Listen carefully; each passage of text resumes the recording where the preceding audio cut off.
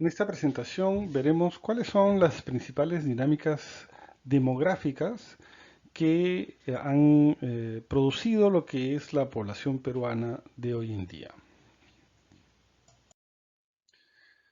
Los principales procesos demográficos del Perú que han dado o que han generado la población, las características actuales de la población peruana son básicamente seis. Primero, la explosión poblacional que se dio entre la década del 50 y el 80, los procesos de urbanización que tuvieron lugar más o menos también en ese mismo periodo, lo que llamamos la transición demográfica, es decir, los cambios en los patrones de natalidad, fecundidad y mortalidad, que han cambiado las pirámides poblacionales y la estructura por edades de la población peruana, los procesos de migración interna e internacional, que han cambiado la distribución espacial de la población en el territorio y también la presencia de que ha implicado una importante presencia de peruanos en el exterior y recientemente de extranjeros de algunos países de la región en nuestro país,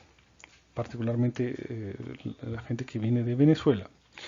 La revolución reproductiva, es decir, los cambios en la fecundidad y las prácticas sexuales de las personas, sobre todo las mujeres, y los cambios en la nupcialidad. Veremos con detalle cada uno de estos temas.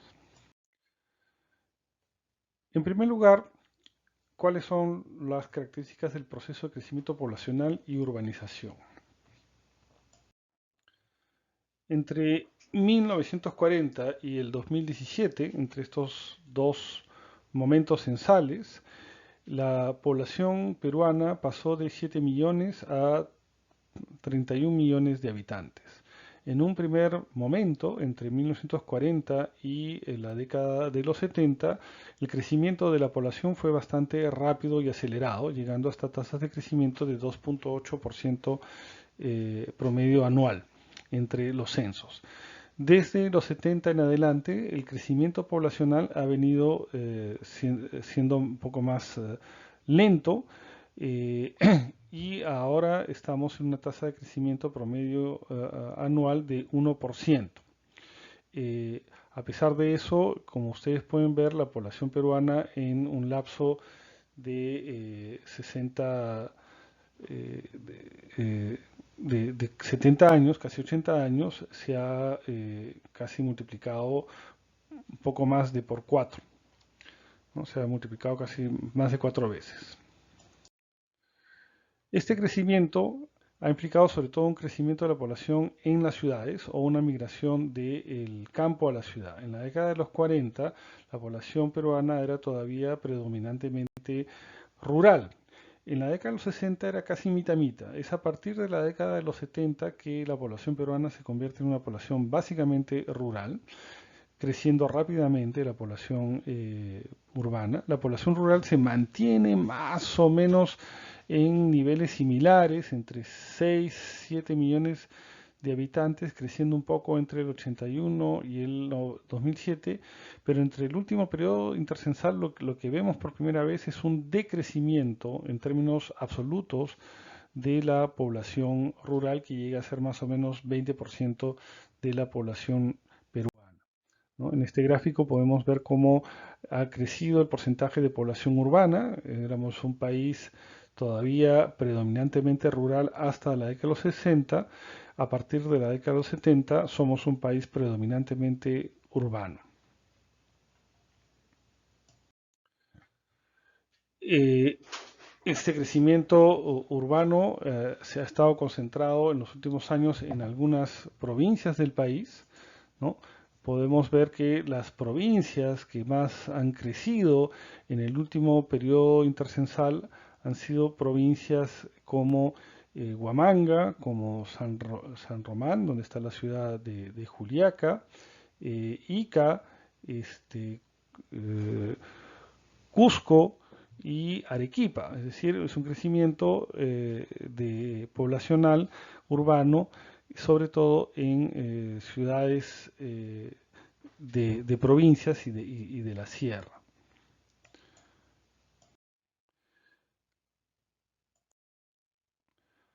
El siguiente proceso que caracteriza la dinámica demográfica peruana en el siglo XX es lo que llamamos la transición demográfica. La transición demográfica es una teoría demográfica que explica el cambio en las dinámicas poblacionales producto de los procesos de modernización, ¿no? Entonces tenemos la transición demográfica eh, plantea que hay como tres momentos de la dinámica poblacional. Una etapa antigua, una etapa de transición, que es donde que estamos ahora, y una etapa moderna. En la etapa antigua lo que tenemos son altas tasas de mortalidad, ¿no? La mortalidad es esta línea que estoy resaltando. Tenemos altas tasas de mortalidad junto con altas tasas de natalidad, ¿no? Entonces, como la mortalidad en esta etapa antigua, la mortalidad y la natalidad van más o menos de la mano, nacen tantas personas como se mueren. Entonces, el crecimiento demográfico es casi nulo. La población se mantiene bastante estable. Ahora, llega un momento donde la mortalidad comienza a descender de manera muy importante, ¿no? Es la fase inicial de la transición demográfica, pero donde la natalidad, es decir, los nacimientos o la fecundidad, los hijos que tienen las mujeres, se mantiene alto, ¿no? ¿Por qué baja la mortalidad? La mortalidad baja básicamente porque se producen mejoras en las condiciones de vida, ¿no? Por ejemplo, hay acceso a agua potable, hay acceso a servicios de desagüe, eso generan espacios de vida más saludables, hay una ampliación de los servicios de salud y sobre todo hay una ampliación de las vacunas, de la vacunación. Entonces, eso reduce enormemente la mortalidad y sobre todo la mortalidad infantil, ¿no? Que los niños eran muy susceptibles a morir por enfermedades que ahora se previenen con vacunas o a morir de enfermedades gastrointestinales provocadas por malas condiciones de higiene o agua poco saludable. Entonces, en un primer momento, la natalidad se mantiene alta, es decir, las personas, sobre todo las mujeres, tienen muchos hijos y comienza a disminuir de manera importante y rápida la mortalidad. En esta etapa inicial, es donde la población empieza a crecer de manera importante, ¿no? La mortalidad va a seguir bajando conforme mejoran las condiciones de vida y de salubridad de los países y las sociedades hasta un momento donde ya no puede bajar más, es decir, la esperanza de vida llega a un cierto límite, es decir, más allá de 85 años es difícil que mucha gente viva. Y en esta segunda etapa es donde se da lo que se llama la explosión demográfica. Pero conforme va, por ejemplo, creciendo la capacidad de acceso de las mujeres a métodos de control de natalidad o las mujeres van asumiendo mayores actividades fuera de la esfera doméstica, se producen condiciones que van a hacer disminuir de manera importante la natalidad, es decir, la cantidad de hijos o de nacimientos va a reducirse, la cantidad de hijos que las mujeres van a tener se va a reducir, primero porque hay un mayor acceso a métodos anticonceptivos, las mujeres comienzan a espaciar más sus embarazos, las mujeres que entran con cada vez mayor fuerza al mundo laboral comienzan a también planificar mejor sus familias y limitar el número de hijos que quieren tener. Entonces, eso va a causar un descenso importante en el número de hijos, ¿no? Entonces la población va a dejar de crecer de manera importante, ¿no? Hasta un punto donde en algunas sociedades la cantidad de nacimientos se va a equiparar a la cantidad de muertes. Entonces este es un momento donde las sociedades van a dejar de crecer. Es decir, se llega a un punto de equilibrio entre las muertes y los nacimientos. Entonces, en el caso de la población peruana, nosotros atravesamos esta fase de transición demográfica en el siglo XX. La primera fase en la década de los 30, 40, 50, la fase intermedia en la década de los 60, 70, y ahora estaríamos en la fase final, ¿no? Donde la fecundidad comienza a disminuir de manera muy importante. ¿Qué consecuencias tiene eso en las dinámicas poblacionales? ¿No? Esto es cómo ha venido cambiando la natalidad y la mortalidad en el caso peruano, ¿no? Como vemos desde la década de los 70, por cada 1000 personas morían 20 personas, esa era la tasa de mortalidad, y eso ha disminuido en casi la mitad entre los 60 y el 2016. Y lo que ha bajado de manera muy importante es los nacimientos, ¿no? La tasa de natalidad. ¿Cuántos niños nacen por cada 100.000 personas? Ha bajado de 45 a casi 25, ¿no? Entonces, esto lo que va a hacer es que el crecimiento demográfico en un primer momento va a ser un crecimiento muy alto, pero después va a comenzar a ser un crecimiento más moderado. Entonces, ahora estamos en esta etapa de la transición demográfica donde el crecimiento comienza a ser cada vez más moderado. Eso tiene consecuencias en las pirámides demográficas. Acá podemos ver la pirámide que compara el censo del 93 y del 2007. Ustedes pueden observar que en el censo del 93 había muchos más personas, mucha más población en las primeras cohortes de edad, es decir, los niños y los adolescentes, que en el censo del 2007, ¿no? La base de la pirámide poblacional, que son los niños y adolescentes, se ha encogido, se ha reducido. Esto entre el 2007 y el 93. Y nuevamente, en el último periodo intercensal, también vemos cómo la base de la pirámide se ha venido encogiendo. Eso significa que hay cada vez menos cantidad de niños que se incorporan a la población peruana porque las mujeres tienen menos hijos. Y lo que comienza a ensancharse es el medio de la pirámide, ¿no? Esta parte media de la pirámide, población joven entre 20, 25, entre 50 años, ¿no? Esta parte de la pirámide comienza a ensancharse.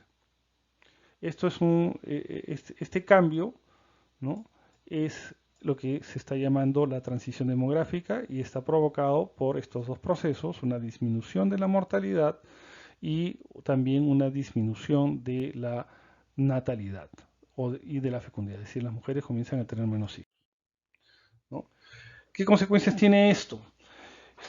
Una de las consecuencias es que se va a ir reduciendo la tasa de dependencia. ¿Qué cosa es la tasa de dependencia? La tasa de dependencia es la relación que hay entre la población joven y la población adulta mayor y la población en edad de trabajar. En otras palabras, por cada 100 personas que trabajan, ¿cuántas personas jóvenes o adultas dependen de esas 100 personas? Entonces, lo que estamos observando es que del 93 a el censo del 2017, esta tasa de dependencia, es decir, cuántas personas dependen de las personas que son activas, se ha reducido de manera muy importante. Y eso se debe a que el componente de población joven, es decir, las personas que están entre los 0 y los 14 años, en la población peruana ha disminuido de manera notoria, de 63% a 40% en un periodo de poco más de 20 años. 20, 24 años, ¿no? Entonces, eso es lo que ahora podemos llamar el bono demográfico. Es decir, tenemos ahora una población, un componente importante de población activa que puede utilizarse para impulsar el desarrollo económico. Ese componente demográfico en algún momento se va a reducir porque el componente de la población adulta mayor va a ir creciendo, ¿no? Todavía no ha crecido de manera tan importante, ha pasado de 8% a 12%, casi 13% en 24 años. Pero Más adelante esto va a crecer más. Entonces, vamos a tener un componente importante de población adulta mayor en los próximos 20, 30 años que va a depender de la población activa. Es decir, los activos ya no van a tener que hacerse cargo de tantos niños, pero van a tener que comenzar a hacerse cargo más bien de adultos mayores, lo que implica otros problemas sociales, como por ejemplo atender enfermedades crónicas o todos los temas de salud o de cuidados que tienen que ver con la tercera edad. Todavía no estamos en ese momento, pero estamos yendo en esa dirección como la mayoría de países desarrollados del mundo. Eso es lo que se llama la transición demográfica. El otro proceso que ha marcado la dinámica poblacional peruana es la migración. En primer lugar, la migración interna, es decir, eh, por ejemplo, en el caso peruano, casi el 21% de la población, según el censo del 2017, nació en un lugar diferente al lugar donde vive. Y en el caso de Lima es casi 30%, es decir, un tercio de los limeños no nacieron en Lima, ¿no? Entonces, eso implica procesos de cambio de residencia masivos, ¿no? En el caso de Lima son 3 millones, poco más de 3 millones de personas, ¿no? Esto ha cambiado la distribución de la población según las regiones. Como podemos ver, uno de los principales procesos que ha marcado la población peruana es el incremento de las personas que viven en la costa, ¿no? Entre el 40 y el 2007, ¿no? El porcentaje de población que vive en la costa ha pasado de 28% a más del 58%, ¿no? También otra región que ha visto su población crecer en términos tanto absolutos como relativos es la selva, donde se está perdiendo población en la sierra, ¿no? El porcentaje de personas que vive en la sierra ha bajado de 65 a 28%.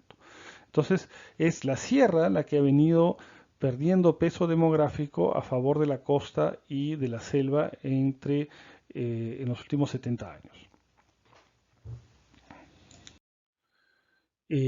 Acá vemos la tasa de crecimiento promedio anual según región natural, ¿no? Vemos cómo, por ejemplo, la sierra ha tenido entre los censos tasas de crecimiento muy bajas y en el último periodo intercensal más bien ha tenido tasas negativas, es decir, la sierra está perdiendo población. Al contrario, tanto en la costa, al principio, en los años 40, al principio de los procesos de transición demográfica y de inmigración, tuvo tasas de crecimiento muy altos, más de 3, 4 veces las tasas de crecimiento de la sierra. Algo parecido se observa en la selva. Ahora, los últimos años, las tasas de crecimiento, tanto en la costa como en la selva, han venido disminuyendo, tanto porque hay también menos movimiento migratorio, pero sobre todo porque la población está creciendo menos, las mujeres están teniendo menos hijos como parte del proceso de transición demográfica. Esto es el gráfico que muestra la migración internacional. En el 2015 se calculaba que había 2.8 millones de peruanos que residían en el extranjero y la mayoría de estos compatriotas migraron en el siglo XXI, ¿no? Acá vemos la cantidad de peruanos que han migrado a vivir fuera, sobre todo a partir comenzó a crecer de manera importante a partir del cambio de siglo, ¿no? Las características de la población migrante son bastante especiales. Esta es la pirámide poblacional, la pirámide por edades, por sexo y edad. Y normalmente la pirámide poblacional tiene la base un poco más ancha, cosa que no es el caso en los inmigrantes, ¿no? En los inmigrantes, generalmente quienes migran son jóvenes, los jóvenes, tanto hombres como mujeres. Entonces es población básicamente en edad productiva y son gente que va sobre todo a trabajar y muchos de ellos aportan divisas. Como vemos, son muy pocos niños o muy pocas familias con niños que migran al extranjero y esto es típico de todo fenómeno de migración internacional. Esto es los extranjeros que vienen al Perú, igual que en el caso de los peruanos que se van al extranjero, la mayoría es personas adultas. Hasta el 2016 se estimaba que habían 103.000, casi 104.000 extranjeros residentes en el Perú.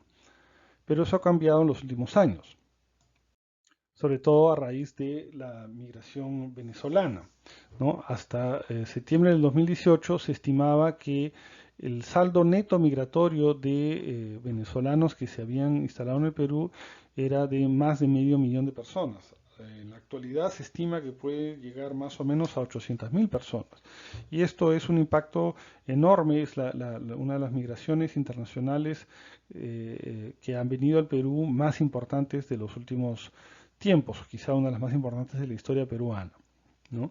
Que puede transformar varias características socioculturales en los próximos años, como lo podemos ver en la interacción de nuevas costumbres, nuevos hábitos, nuevas formas de hablar, nuevas también rutinas de trabajo, disciplinas laborales que traen los hermanos que vienen de Venezuela.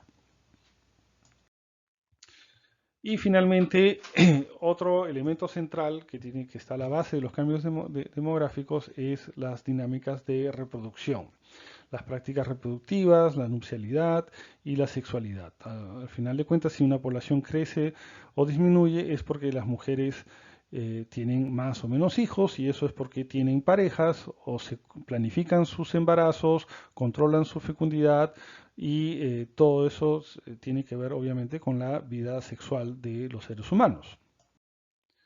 Acá se observa cómo ha bajado la tasa de fertilidad, el número de hijos que tienen las mujeres, ha bajado de casi 7 hijos en promedio en la década de los 60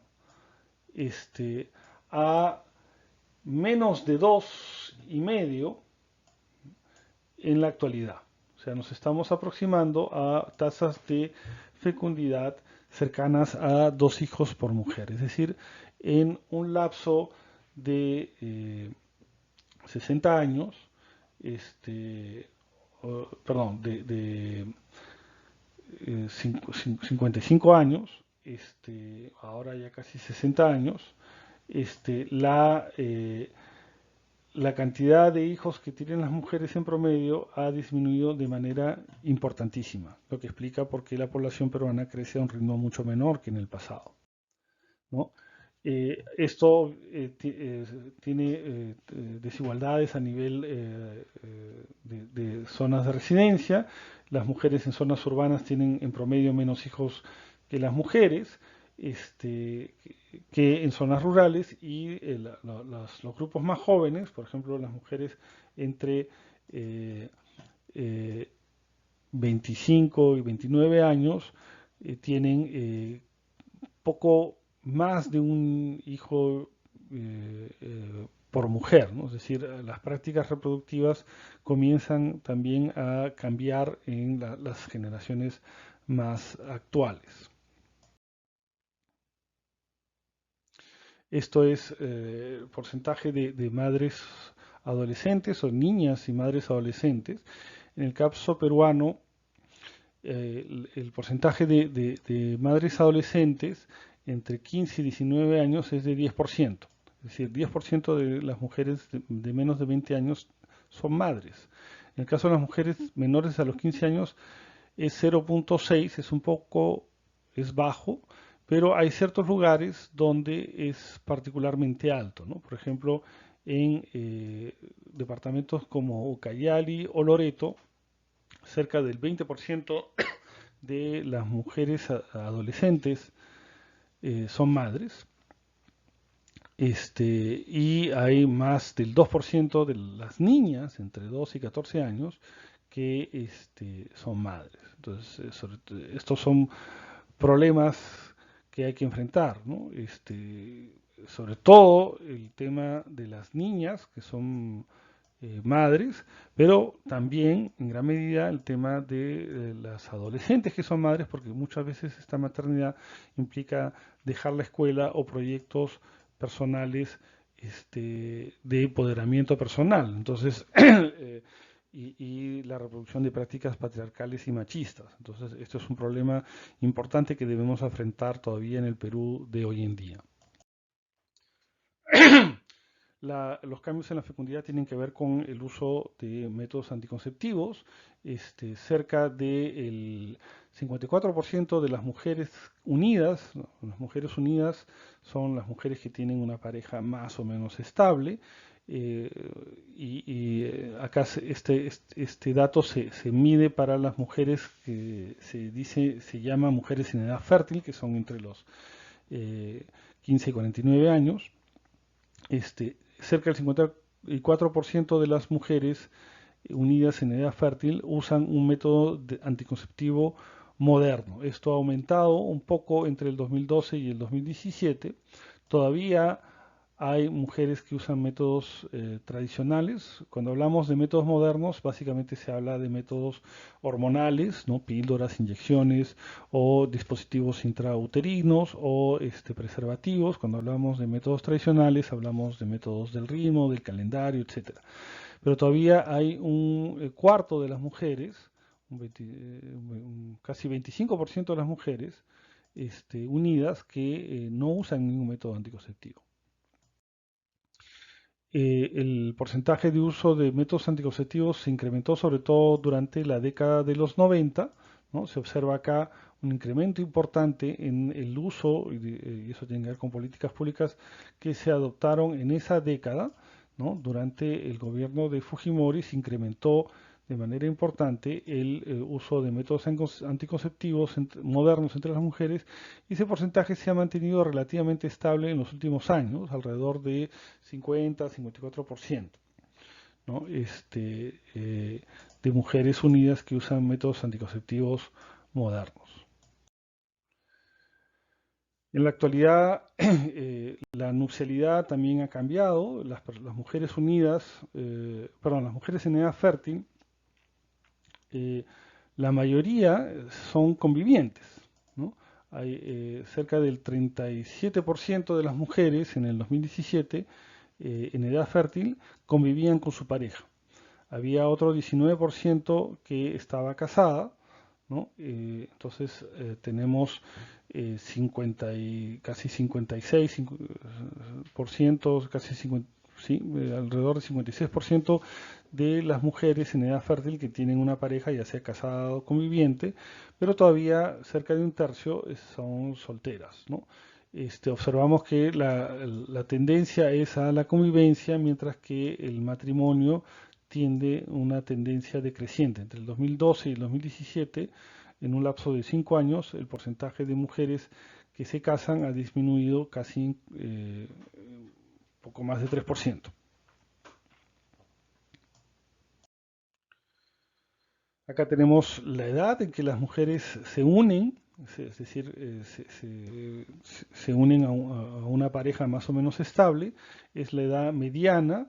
La mediana es el valor de una distribución que divide a las personas en dos mitades, ¿no? ¿Qué cosa quiere decir? Que, por ejemplo, en el caso de la población peruana, el 50% de las mujeres entre 25 y 49 años eh, se unió por primera vez a los 22 años o más, ¿no? O sea, la mitad de las mujeres en edad fértil se unió con su pareja a los 22 años o más, y la otra mitad a los 22 años o menos. Esa es la edad mediana, ¿no?